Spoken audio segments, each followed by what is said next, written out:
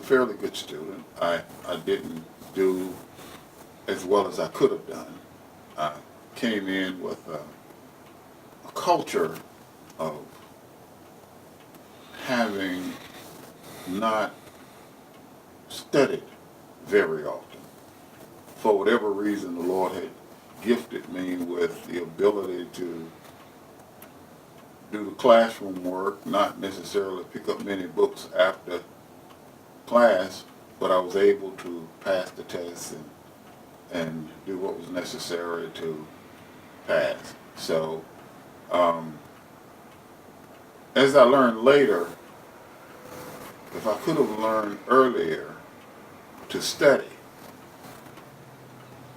there would have been no question I could have been an A student.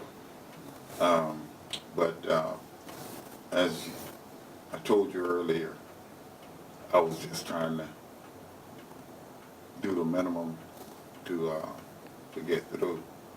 And one of the things that I was able to do early,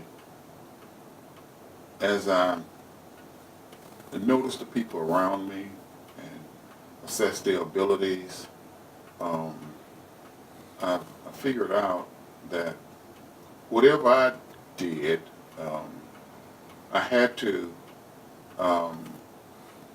put a little extra effort in doing it. Now, I could play sports pretty well because I played sports all of my life. But on the other hand, when I started to study, I found that I had to maybe read the information twice to get it. And then, of course, there were people around me who could read it once and get it. But we both made the higher grades. So, and it's one of the things I teach in my leadership. You have to do a personal, objective assessment of yourself. And when you do that, what you find is that you're going to be good at some things and you're not going to be as good at some things. And when that happens, you have to be smart enough to get some people around you, or be humble enough to ask people who know, and that way you come out looking smart, but having done what's necessary to get there. There are too many people in this world who feel like to ask a question is some indication that you are less than those who know. But the people you ask, while they might know that question, they'll probably show up in some areas too. So, learn that early, and it has served me well. And it's one of those principles I teach in my leadership presentation. So perhaps you could talk about what would be the next most important thing that's affected you through your career as far as those principles are concerned. Well, what I also learned is that you get a return on doing the right thing in the long run. There are some values that I live by, and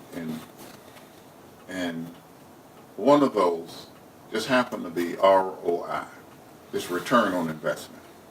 And it's the simple principle of whatever you put in, that's what you're going to get out. And if you're a student in school and you study, you're gonna get better grades. Now, but you got to invest the time, you got to invest the effort, and and the grades will show up. The other thing is you reap what you sow. You know, I mean, I think you were very prevalent in the Bible that you can't plant an apple tree and get peaches. So if you you know, present yourself well and you treat people right, you treat people fairly, then that's exactly how people will pretty much treat you. And so sometimes those few instances that it does not happen should not shape the way you act. So, and but overall, that's the way it goes. And the other principle is karma. What goes around comes around. You know, and I give the example of when I'm driving along and if I see a lady on the side of the road, maybe it just broke down, almost always stop unless I just can't get over or something. And the reason for that is I want to make certain that if my wife gets stranded on the side of the road, somebody will stop. And for the most part, that happens. And those are some principles that I've inculcated into my personality. And the other thing is help somebody along the